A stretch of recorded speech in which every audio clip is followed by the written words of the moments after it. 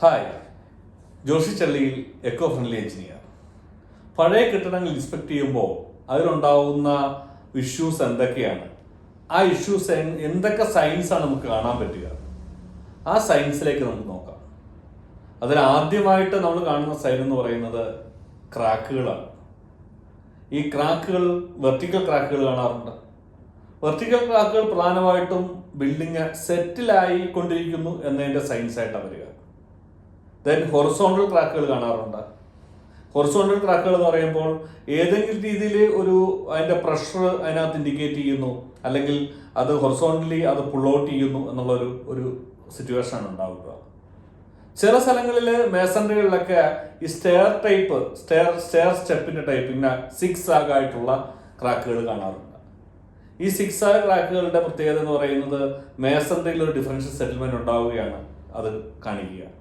അപ്പം ഈ ക്രാക്കുകൾ നമ്മളുടെ ഒരു ഇമ്പോർട്ടൻറ്റ് സൈനായിട്ടാണ് സെറ്റിൽമെന്റിൽ നമുക്ക് മനസ്സിലാക്കാൻ സാധിക്കുക. രണ്ടാമതായിട്ടുള്ളത് നമ്മളുടെ സാഗിങ് ഫ്ലോർസ് ആണ്.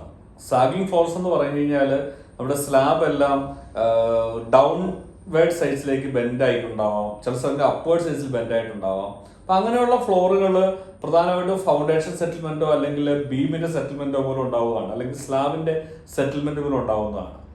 പിന്നെ നമുക്ക് നോക്കുകയാണെങ്കിൽ അതുപോലെ അടുത്തൊരു സൈൻ എന്ന് പറയുന്നത് നമ്മുടെ ജനലുകളും വാതിലുകളൊക്കെ അടയ്ക്കാൻ പറ്റാത്തൊരവസ്ഥ വരികയാണ്. അപ്പൊ അതിന്റെ കാര്യം അതും ഇതുപോലെ തന്നെ ഏതെങ്കിലും സെറ്റിൽമെന്റ് മൂലമായിരിക്കും ഈ വുഡൻ ഡോർസോ വിൻഡോസോ ക്ലോസ് ചെയ്യാൻ പറ്റാതെ വരിക. അതോടൊപ്പം തന്നെ ചില സമയങ്ങളിൽ നമ്മളുടെ എക്സ്പാൻഷൻ മൂലം അത് സംഭവിക്കാറുണ്ട്. അതായത് ക്ലൈമാറ്റിക് ചേഞ്ച് മൂലം ഉണ്ടാകുന്ന എക്സ്പാൻഷൻ കോൺട്രാക്ഷൻ മൂലം. അപ്പൊ ഈ സയൻസ് ഒക്കെയാണ് ഈ വുഡൻ മെറ്റീരിയലിൽ പ്രധാനമായിട്ട് കാണുക. അടുത്തൊരു സൈൻ എന്ന് പറഞ്ഞാൽ ചില വാളെല്ലാം ബൾജ് ചെയ്തിരിക്കുന്നത് കാണാം. അപ്പൊ ബൾജ് ചെയ്തിരിക്കുന്ന പ്രത്യേകത എന്ന് വെച്ച് കഴിഞ്ഞാൽ അതിലേക്ക് വരുന്ന ലോഡ് കൂടുതലാവുകയോ ഇല്ലെങ്കിൽ അതിനകത്ത് റീഇൻഫോഴ്സ്മെന്റ് ശരിക്കും പ്രോപ്പറായിട്ട് വരാതിരിക്കുന്ന സമയത്തൊക്കെയാണ് ഈ ബൾജിങ് ഉണ്ടാവുക.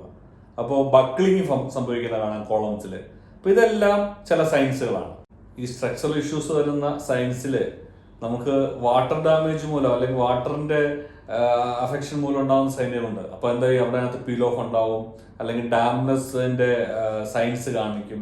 ഇതെല്ലാം അകത്തുള്ള മേസണറിയോ അല്ലെങ്കിൽ കോൺക്രീറ്റിനെ ഒക്കെ അഫക്ട് ചെയ്ത് തുടങ്ങുന്ന ഒരു സൈനായിട്ടാണ് വരിക.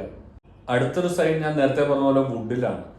ഈ വുഡ് ഡാമേജ് ആയി കഴിഞ്ഞാൽ അല്ലെങ്കിൽ അതിനകത്ത് പെസ്റ്റ് അഫക്റ്റ് ആയി കഴിഞ്ഞാൽ അതിന്റെ ഇന്റഗ്രിറ്റി കുറഞ്ഞ് അതിന്റെ സ്ട്രക്ചറൽ കപ്പാസിറ്റി കുറഞ്ഞ് അത് ഫെയിലിയറിലേക്ക് പോകുന്നുണ്ട്. അപ്പം അത് ചെറിയ രീതിയിൽ ഇപ്പൊ പെസ്റ്റ് ഒക്കെ വരികയാണെന്നുണ്ടെങ്കിൽ അതിന്റെ ക്രോസ് സെക്ഷൻ ഏരിയ വളരെ കുറഞ്ഞ് പൊടി വരെ പോകുന്നത് കാണാം. അല്ലെങ്കിൽ അത് നനവൊക്കെ മൂലം ബൾജ് ചെയ്ത് ഡീക്കേഡായി അത് വളരെ റെഡ്യൂസ് ചെയ്ത് പോകുന്നത് കാണാം. ഇതെല്ലാം ഒരു ഫെയിലിയർ ബിൽഡിംഗ് സംഭവിക്കാൻ പോകുന്നതിന്റെ ഒരു സയൻസ് ആയിട്ടാണ് വരുന്നത്.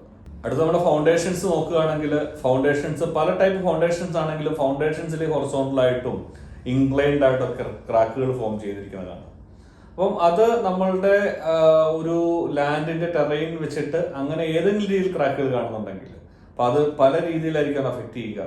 അപ്പം ആ ഫൗണ്ടേഷൻ ക്രാക്കുകൾ ഒരു സൈനാണ്. അതുപോലെ റീഇൻഫോഴ്സ്മെന്റ് കൊറോഡായി കഴിഞ്ഞുണ്ടാകുന്ന ബൾജിങ്ങുകൾ, പ്രത്യേകിച്ച് ഫ്ലോർ ബീംസുകളിൽ അല്ലെങ്കിൽ ഫുട്ടിങ്ങുകളിലൊക്കെ വന്നു കഴിഞ്ഞാൽ ഇത് നമുക്ക് വളരെയധികം ബൾജിങ് ഫോം ചെയ്തിരിക്കാനായിട്ട് കാണാൻ സാധിക്കും. പല ബിൽഡിങ്ങുകളിലും ഈ പോർച്ചസ് അല്ലെന്നുണ്ടെങ്കിൽ കാൻഡിലിയർ ഫോമുകളെല്ലാം ഫെയിൽ ആകുന്നത് കാണാം. അതിനകത്ത് സാക്ക് ഡൗൺ ചെയ്യുന്നതൊക്കെ കാണാം. വളരെ അപകടകരമായ ഒരു അവസ്ഥയാണ് അത്. പിന്നെ പോർച്ചസ് ഒക്കെ ചില ബിൽഡിങ്ങുകൾ ഡിറ്റാച്ച് ചെയ്ത് നിൽക്കുന്ന കാണാം, അത് സെറ്റിൽമെന്റ് ഉണ്ടായിട്ട്. അപ്പൊ അതെല്ലാം അതായത് പ്രോപ്പർ ബോണ്ടിങ് ഇല്ലാതെ റൂംസുകൾ സെപ്പറേറ്റ് ആവുന്ന അവസ്ഥയൊക്കെ വളരെയധികം ശ്രദ്ധിക്കേണ്ട ഒരു മെയിൻ്റെനൻസ് അല്ലെന്നുണ്ടെങ്കിൽ ഒരു ടെക്നിക്കൽ അറ്റൻഷൻ വേണ്ടതിന്റെ സൈനായിട്ട് വേണം കരുതാനായിട്ട്. അപ്പൊ നമ്മുടെ ഓരോ കെട്ടിടത്തിലും ഉണ്ടാവുന്ന ചെറിയ ഒരു ഡിഫറെൻ്റ് ആയിട്ടുള്ള സയൻസുകൾ എന്തെങ്കിലും സ്പെഷ്യലായിട്ട് തോന്നുകയാണെങ്കിൽ അത് ക്രാക്ക് ആവാം, ദെൻ അത് സെറ്റിൽമെന്റ് ആവാം, അല്ലെങ്കിൽ ഡാംപ്നെസ് ആവാം. ഇതെല്ലാം ഒരു സ്ട്രക്ചർ അല്ലെങ്കിൽ ഇൻസ്പെക്ഷൻ എഞ്ചിനീയറുടെ സഹായത്തോടുകൂടി അത് അസസ് ചെയ്തിട്ട് അതിന് വേണ്ട ഒരു പ്രിക്കോഷൻസ് അല്ലെങ്കിൽ അഡിക്വേറ്റ് ആയിട്ടുള്ള മെയിൻ്റെനൻസുകൾ നടത്തി നമ്മളുടെ സ്ട്രക്ചറൽ ഇന്റഗ്രിറ്റി പോവാതെ ബിൽഡിങ്ങിന്റെ ഡ്യൂറബിലിറ്റി കൂട്ടാനായിട്ട് വളരെ ശ്രദ്ധിക്കേണ്ട ഒരു കാര്യമാണ്.